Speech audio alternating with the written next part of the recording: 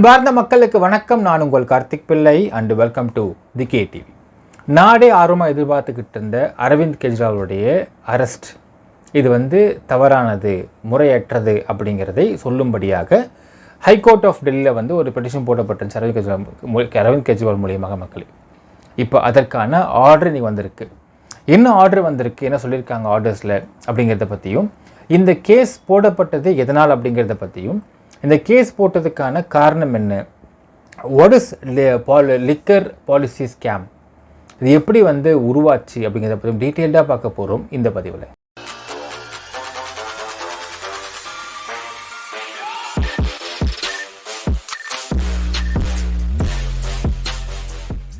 First of all மக்களே, அரவிந்த் கெஜ்ரிவாலுடைய liquor policy scam case அது என்ன கேஸ்னு ஃபஸ்ட்டு பார்த்துடலாம். அதாவது 2019, 2020, 2021, 2021 வரைக்கும் நமக்கு கோவிட் இருந்துச்சு மக்கள். இந்த 3 வருஷத்தில் பார்த்திங்கன்னா டெல்லியில் இருக்கக்கூடிய ஒரு சில ஆம் ஆத்மி பார்ட்டியோடைய நிர்வாகிகள் இவங்க லிக்கர் கம்பெனி வச்சுருக்காங்க. இப்போ இவங்களுக்கு இந்த 3 வருஷத்துக்கான ரெனியூவல், அந்த ரெனியூவல் அப்படிங்கிறது ஹியூஜாக வருது. Renewal, extension of licence fees, அப்புறம் இது லைசன்ஸ் ஃபீஸ் ரெனியூவல் பண்ணாமல் இருந்தாலும் அதில் உண்ட பெனால்ட்டிஸு, அப்புறம் அது ரிலீஃப், இது எல்லாத்தையுமே என்ன பண்ணுறாங்க, 2021 அரவிந்த் கெஜ்ரிவால் அவர் சிஎம்மாக இருக்கிறதுனால இதனை வேவர் பண்ணுறாரு. இது வேவர் பண்ணுறதுனால கிட்டத்தட்ட உங்களுக்கு ஆம் ஆத்மி பார்ட்டியில் இருக்கக்கூடிய சில நிர்வாகிகளுக்கு இதில் ஹியூஜ் ப்ராஃபிட் வருது. ஆல்மோஸ்ட் 12% ப்ராஃபிட் வருது அவங்களுக்கு. அந்த 12% ப்ராஃபிட்டில் 6% ஆஃப் தி அமௌண்ட் எடுத்து ஆம் ஆத்மிக்கு அவங்க கொடுத்துடணும். அது கொடுத்துட்டாங்கன்னா அதை வச்சுக்கிட்டு 2022 வரக்கூடிய பஞ்சாப் அண்ட் கோவா எலெக்ஷனை அவர் மீட் அவுட் பண்ணியிருக்காரு. இதனால் 580 கோடி ரூபாய் லாஸ் ஆகிருக்கு அரசாங்கத்துக்கு. இதுதான் அந்த கேஸுடைய ஒரு ஸ்மால் டீட்டெயில் மக்களே.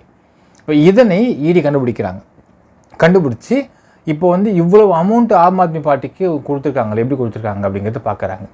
ஸோ அதற்கு பின் காரணம் பார்த்திங்கன்னா இந்த அரசில் டெல்லியில் போடப்பட்ட இந்த licence fees waiver plus penalty போடுறத அவங்க டிஸ்மிஸ் பண்ணுறது, வேவர் பண்ணுறது, அப்புறம் ரிலீஃப் தரது, இது எல்லாத்தையும் வச்சு 2019, 20, 21 இந்த 3 வருஷத்தில் மட்டும் ஒரு ஹியூஜான லிக்கர் மேனுஃபேக்சரர்ஸ்க்கு பண்ணப்பட்டிருக்கு. அதனால கிட்டத்தட்ட லிக்கர் மேனுஃபேக்சரர்ஸ் பீப்புள், ஆம் ஆத்மியில் இருக்கக்கூடிய நபர்கள் நிறைய பேர் பெனிஃபிட் அடைஞ்சிருக்கிறாங்க. இதனால் 550 கோடி ரூபா லாஸ் ஆகிருக்கு அரசாங்கத்துக்கு வருமானம். இதில் மூல காரணமாக அமைஞ்சிருக்கிறது யார் அப்படிங்கிறத பார்க்குறாங்க. ஆரம்ப காலகட்டங்களில் அரவிந்த் கெஜ்ரிவால் அரெஸ்ட் ஆகவே இல்லை மக்களே. அதாவது கிட்டத்தட்ட பார்த்திங்கன்னா இந்த கேஸில் அவரை விசாரிக்காமல் இருக்கிறதுக்காக ஹானரபிள் ஹைகோர்ட்டில் நிறைய கேஸ் போட்டு அது மார்ச் 21 இந்த வருஷம் மார்ச் 21 வரைக்கும் இந்த கேஸ் நடந்துகிட்ருக்கு. ஹைகோர்ட் சொல்கிறாங்க, இடி இந்த பாலிசி ஸ்கேம் சம்மந்தமாக உங்களை விசாரிக்காமல் இருக்கிறதுக்கு நீங்கள் போடப்பட்ட பெட்டிஷன் டிஸ்மிஸ் பண்ணுறோம், நாங்கள் அப்படி அலோவ் பண்ண முடியாது. ஸோ உங்கள் மேலே தப்பு இல்லைன்றப்போ நீங்கள் என்கொயரி அட்டெண்ட் பண்ணுறது தான் கரெக்டாக இருக்குன்னு சொல்லிட்டு ஒரு உத்தரவு கொடுத்துட்றாங்க. அதன் அடிப்படையில் பார்த்திங்கன்னா மார்ச் 21, 2024 அவர் அரெஸ்ட் பண்ணப்படுறார். So March 22 he is taken into Rouse Avenue கோர்ட்டுக்கு கொண்டு போகிறாங்க. ஸோ அங்கே போயிட்டு அவரை they are giving ED custody கொடுத்துட்றாங்க. 22 28 கொடுக்குறாங்க. 28 திரும்பி இடி கஸ்டடி எக்ஸ்டெண்ட் பண்ணுறாங்க. 28 மறுபடியும் ஃபர்ஸ்ட் கொடுக்குறாங்க. ஃபர்ஸ்ட் ஏப்ரல் அன்னைக்கு கஸ்டடி முடிஞ்சு he is sent to judicial custody till April 15 கொடுத்துட்றாங்க. இப்போ இவர் ஜுடிஷியல் கஸ்டடி ரிமாண்டு போனதுக்கப்புறம் என்ன பண்ணுறாருனா, இவர் ஒரு பெட்டிஷன் போடுறார் ஹைகோர்ட் ஆஃப் டெல்லிக்கு. என்ன போடுறாருனால், under the article 226 of constitution of India read with 482 of the CRPC என்ன கேட்டிருக்காருன்னா ஒரு ரிட்டு போடுறார். என்ன போடுறாருனால், இந்த வழக்கில் என்ன சம்மந்தப்படுத்தி அரெஸ்ட் பண்ணிருக்கிறது தப்பு, இது முழுக்க அரசியல் காழ்ப்புணர்ச்சிக்கான ஒரு விஷயந்தான். 1. 2வது, அப்ரூவல் ஸ்டேட்மெண்ட்டு வாங்கிட்டு அவங்கிட்ட நீங்கள் அப்ரூவல் ஸ்டேட்மெண்ட் கொடுத்துட்டிங்கன்னா நீங்கள் மன்னிப்பு கொடுக்கப்படுவீர்கள் அப்படின்னு அவங்கள மிரட்டி வாங்கி என்ன இந்த கேஸை சேர்த்துருக்கிறாங்க இடி. 2வது பாயிண்ட்டு. 3வது பாயிண்ட்டு, இவரை விசாரிக்கணுன்னால் த்ரூ விசி மூலம் விசாரிச்சுட்டு போயிடலாமே. ஸோ வீடியோ கான்ஃபரன்சிங்கை தாண்டி என்னை ஏன் வந்து ரிமாண்ட் பண்ணி என்னை ஏன் கஸ்டடி கொண்டு வந்து அரெஸ்ட் பண்ணணும் அப்படிங்கிற 3வது பாயிண்ட்டு. எல்லாத்துக்கும் மேலே அரெஸ்ட் பண்ணுறதுக்கு இந்த சமயத்தில் பார்த்தீங்கன்னா உங்களுக்கு எலெக்ஷன் டைமு. ஸோ இதில் இடி அப்படிங்கிறது under control of the BJP ஆளுங்கட்சி. ஸோ அவங்க வேணும்னே இங்கே வளர்ச்சி தடுக்கிறதுக்காகவே காழ்ப்புணர்ச்சியோட பண்ணிருக்கிறாங்க. ஸோ அதனால் இந்த கேஸை தள்ளுபடி பண்ணி இதில் வந்து என்னை ரிமாண்ட் பண்ணது வந்து செல்லுபடி ஆகாது அப்படிங்கிறதும், இடியில் இவரை வந்து சேர்த்தது செல்லுபடி ஆகாது அப்படிங்கிறது கொடுக்கணும்னு சொல்லிட்டு இவர் வந்து ஒரு பெடிஷன் போடுறார் மக்கள். இந்த பெடிஷன் விசாரணைக்கு வருகின்றன. விசாரணைக்கு வந்து லாஸ்ட் 5 டேஸ்க்கு முன்னாடி தான் விசாரணை ஃபுல்லாக முடியுது. So judge says order is reserve பண்ண சொல்கிறாங்க. அதுக்கு பிறகு இன்றைக்கு ஹைகோர்ட் ஆஃப் டெல்லியில் வந்து இது தீர்ப்பு கொடுக்கப்படுகிறது. என்ன கொடுக்கப்பட்டிருக்குன்னு பார்த்தீங்கன்னா மக்களே, ரொம்ப சுவாரஸ்யமான விஷயம். ஃபஸ்ட்டு அவங்க சொல்கிறாங்க,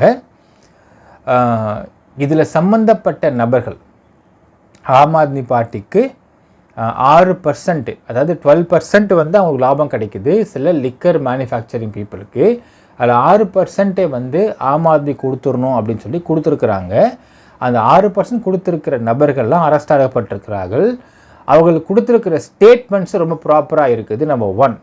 நம்பர் 2, இடி கொடுத்த அதுக்கான ஆதாரங்கள் இருக்கின்றன. அந்த ஆதாரங்கள் ரொம்ப ஸ்ட்ராங்காக இருக்குது. ஸோ இது எந்த விதமான காழ்ப்புணர்ச்சிக்கு சம்மந்தமாக அரெஸ்ட் கிடையாது. அது மட்டும் இல்லாமல் இதில் அரவிந்த் கெஜ்ரிவால் 2 விதத்தில் சம்மந்தப்பட்டிருக்காரு. ஒன்று, ஆம் ஆத்மி பார்ட்டியோட கன்வீனர் சம்மந்தப்பட்டிருக்காரு. 2வது ஆஸ் எ சீஃப் மினிஸ்டர் சம்மந்தப்பட்டிருக்காரு. ஸோ இதில் எந்த விதமான காழ்ப்புணர்ச்சியும் கிடையாது அப்படிங்கிறதை இடி அவங்களுக்கு ஸ்டேட்மெண்ட்ஸை கொடுத்துருக்குறாங்கன்னு சொல்லிட்டு ஃபஸ்ட்டு பாயிண்ட் சொல்கிறார். செகண்ட் பாயிண்ட் பார்த்தா என்ன சொல்கிறாருன்னு பார்த்தீங்கன்னா, அப்ரூவர் அப்படிங்கிறவர் வந்து அப்ரூவராக மாறுறாங்க அவங்க அப்படின்னா, அவங்க அப்ரூவராக மாறினால் அவங்களுக்கு மன்னிப்பு கொடுத்துருவாங்க அப்படின்னு சொல்லிட்டு அவங்கள அப்ரூவராக மாற்றி என்னை கோத்து விட்டாங்கன்ற மாதிரி சொல்கிறது வந்து நீங்கள் ஜட்ஜை குறை சொல்கிற மாதிரி அர்த்தம். ஏனென்றால் ஒரு வார்த்தை சொல்கிறாங்க, கிராண்டிங் பார்டன், மன்னிப்பு கோருவது ஆர் மன்னிப்பு கொடுப்பது. நீ அப்ரூவராக மாறினா மன்னிப்பு கொடுத்துருவாங்க அப்படிங்கிறதை முடிவு செய்வது இடி கிடையாது, ஜட்ஜாக முடிவு பண்ணும். So it is not under its domain, அந்த ஜுடிஷியல் டொமைன் தான் இருக்குது அந்த விஷயம். ஸோ நீங்கள் சொல்கிற மாதிரி அப்ரூவராக மாறினா நான் உங்களை கோத்து விட்ருவாங்க அப்படின்னு நீங்கள் சொல்கிறது அப்படிங்கிறதும், அதனால் அப்ரூவராக மாற வச்சு மன்னிப்பு கொடுத்துருவாங்கன்னு நீங்கள் சொல்கிறதும், கிராண்டிங் பார்டன் அப்படிங்கிறத வச்சு உங்களுக்கு கோத்து விட்ருக்காங்கன்னு நீங்கள் சொல்கிறது வந்து இடி குற்றஞ்சாட்டில் நீங்கள் ஜட்ஜை குற்றஞ்சாட்டிங்க. ஸோ ஜட்ஜை குற்றம் சாட்டிங்க அப்படிங்கிறது கண்டெம்ப்ட் ஆஃப் கோர்ட்டுக்குள்ளே வந்துடும் சொல்லிட்டு அடுத்த பாயிண்ட் பேசியிருக்கிறாங்க. 3வது பாயிண்ட் பார்த்தீங்கன்னா மக்களே, தன்னை விசாரிக்கணும் அப்படின்னால் வீடியோ கான்ஃபரன்ஸ் விசாரிச்சிருக்கலாமே அப்படின்னு சொல்கிறத வந்து இதனை நீங்கள் முடிவு பண்ணக்கூடாது. ஒரு அக்யூஸ்டு தன்னை எப்படி விசாரிக்கணும் அப்படிங்கிறத முடிவு பண்ணுற அதிகாரம் சிஆர்பிசி தரல. ஸோ விசாரணை அதிகாரி தான் முடிவு பண்ணுவாங்க அந்த விஷயத்தை. ஸோ நீங்கள் சீஃப் மினிஸ்டராக இருக்கிறதுனாலே நீங்கள் எல்லாத்தையும் கோர முடியாது. சட்டம் பொதுமக்களுக்கும் சீஃப் மினிஸ்டருக்கும் ஒன்று தான் அப்படி பேசியிருக்கிறாங்க high court of Delhi. 4th point பார்த்தீங்கன்னா மக்களே, இது அரெஸ்ட் பண்ண சமயம் அப்படிங்கிறது வந்து எலெக்ஷன் டைம்னு சொல்கிறாங்க. எலெக்ஷன் டைமெல்லாம் நம்ம கட்சிக்காரங்க தான் இருக்குதே தவிர எங்களை மாதிரி கோர்ட்டு கிடையாது. கோர்ட்டு அதுக்கு அப்பாற்பட்டு செயல்படக்கூடிய ஒரு தனி என்டிட்டி தான் அது. ஸோ எலெக்ஷன் எங்களுக்கு கிடையாது, அதனால் எலெக்ஷன்னாலே இதை அரெஸ்ட் பண்ணியிருக்காங்க அப்படின்னு நீங்கள் சொல்கிறது வந்து ஏற்றுக்க முடியாத வாதமாக இல்லைன்னு சொல்லிட்டு this petition is been dismissed மக்களே. ஸோ அரவிந்த் கெஜ்ரிவால் அரெஸ்ட் பண்ணியிருக்கிறது நியாயமான ஒரு விஷயமாக தான் கோர்ட்டு பார்க்கிறது. இப்போ ஒரு விஷயம் பார்க்கணும் மக்கள், என்னன்னால் 2021-22 சமயங்களில் போடப்பட்ட ஒரு லிக்கர் பாலிசி, அந்த லிக்கர் பாலிசியில் எக்ஸைஸ் டியூட்டி போடுறாங்க. அந்த எக்ஸைஸ் டியூட்டியில் ஒரு சில முக்கியமாக ஆம் ஆத்மி பார்ட்டியில் இருக்கக்கூடிய நபர்கள், சில முக்கியமான பொறுப்பாளர்கள் அவங்க வந்து they have a liquor business. So அவங்க என்ன பண்ணுறாங்க, போயிட்டு சரிங்க லிக்கர் பிஸ்னஸ் இருக்குது, 2019 கொரோனா, 21 கொரோனா, 22 வரைக்கும் வருது. ஸோ 21 வரைக்கும் வருது. 21 நீங்கள் போடக்கூடிய அந்த பாலிசிஸ் அப்படிங்கிறது எங்கள் ஃபேவராக தான் நல்லாயிருக்கும். ஃபேவராக இருக்கும் பட்சம் என்னென்ன வேணும் தேவைப்படுதுன்னு பார்த்தீங்கன்னா, 2019 வாங்கின லைசன்ஸே 2020, 21 2 வருஷம் வந்து அவங்க எக்ஸ்டென்ஷன், அதாவது ரெனுவல் பண்ணலாம் கூட பரவாயில்ல, அந்த 2019 வச்சுக்க லைசன்ஸே வந்து 2022லேயும் எக்ஸ்டெண்ட் பண்ணப்பட்டிருக்கு. ஸோ லைசன்ஸ் ஃபீஸ் அப்படிங்கிறது ரெனியூல் பண்ண வேண்டிய அவசியம் இல்லைன்னு ஃபஸ்ட் பாயிண்ட் கொடுத்துருக்குறாங்க. அடுத்தது, இதனால் வரக்கூடிய பெனால்ட்டிகள் வேவர் பண்ணுறாங்க.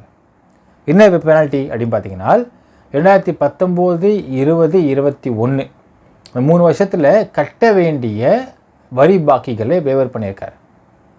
ஸோ இதெல்லாம் வேவர் பண்ணதால் என்ன நடக்குது அப்படின்னு பார்த்தீங்கன்னா 12% லாபம் கிடச்சிருக்கு அந்த சில கம்பெனிஸ்களுக்கு.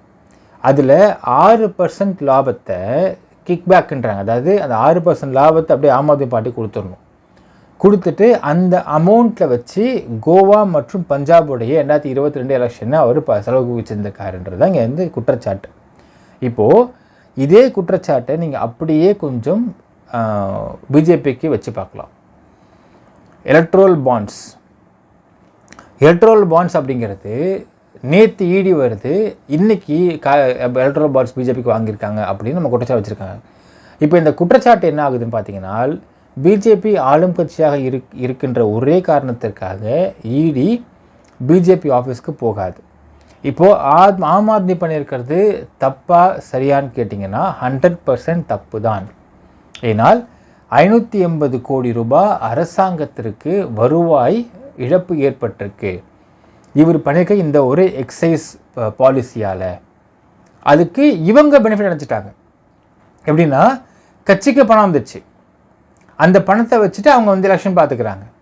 இப்போது அப்படியே இதை நீங்கள் சிங்க் பண்ணி பாருங்கள். பிஜேபி கிட்ட மக்களே இடி ரைடு போகிறாங்க, போயிட்டு இடி ரைடு போன அடுத்த ஒரு 4 நாள் ஒரு வாரத்தில் அவங்க என்ன பண்ணுறாங்கன்னா எலக்ட்ரல் பாண்ட்ஸ் வாங்குறாங்க. ஈவன் தோ எலக்ட்ரல் பாண்ட்ஸ் அப்படிங்கிறது வந்து ஒரு ஒயிட் மணியாக இருந்தாலும் இடி ரைடு போனாங்க இல்லைங்களா, அதில் பண பரிவர்த்தனை இருக்க தான் போகிறாங்க. இப்போ அதற்கான அரெஸ்ட்டோ சீஸோ எதுவுமே நடக்காமல் இருக்கும் பட்சம் என்ன ஆகுதுன்னு பார்த்தீங்கன்னா அதற்கென்று ஒரு விதமான அமௌண்ட் வந்து அரசாங்க இழப்பு ஏற்படுகின்றது. அந்த இழப்பை சரி செய்கிறதற்கு யார் முன் வரணும்? அரசு முன் வரணும். ஆனால் அவங்க என்ன பண்ணுறாங்கன்னா நீ என்னமோ பண்ணிக்கோ, எனக்கு பைசா கொடுத்துரு அப்படின்னு பிஜேபி பண்ணியிருக்காங்க. இப்போது இந்த எலக்ட்ரல் பாண்ட் ஸ்கேம் அப்படிங்கிறதும் பின் நாட்களில் இப்போ வர எலெக்ஷனில் பொறுத்தளவுக்கு பிஜேபி தோற்றுதுனால் அடுத்தது பார்த்திங்கன்னா எலக்ட்ரல் பாண்ட் ஸ்கேம் அப்படிங்கிற ஒரு விஷயம் உருவாவதற்கு வாய்ப்பு இருக்கிறது. இதன் மூலியமாக இடி, ஐடி, அதுக்கப்புறம் வந்து சிபிஐ இந்த 3 ஏஜென்சிஸும் எந்தெந்த கம்பெனிகளுக்கெல்லாம் அவங்க வந்து சர்ச்சுக்கு போகிறாங்க, ரெய்டுக்கு போகிறாங்களோ அதற்கு அடுத்த ஒரு வாரத்துக்குள்ளே வாங்கக்கூடிய எலக்ட்ரல் பாண்ட்ஸ்லாம் பார்ப்பாங்க. பார்த்து இந்த எலக்ட்ரல் பாண்ட்ஸ் எவ்வளோ அமௌண்ட் கொடுத்துருக்குறாங்க, ஏன் ரைடுக்கு போனாங்க, ஆன் வாட் கிரவுண்ட்ஸ் அவங்க போனாங்க, அப்போ அந்த அமௌண்ட்டு அரசாங்கத்துக்கு நிதியாக வந்துருச்சா இல்லையா. லெட்ஸ் ஃபார் எக்ஸாம்பிள் மக்களே, let's take IT raid example.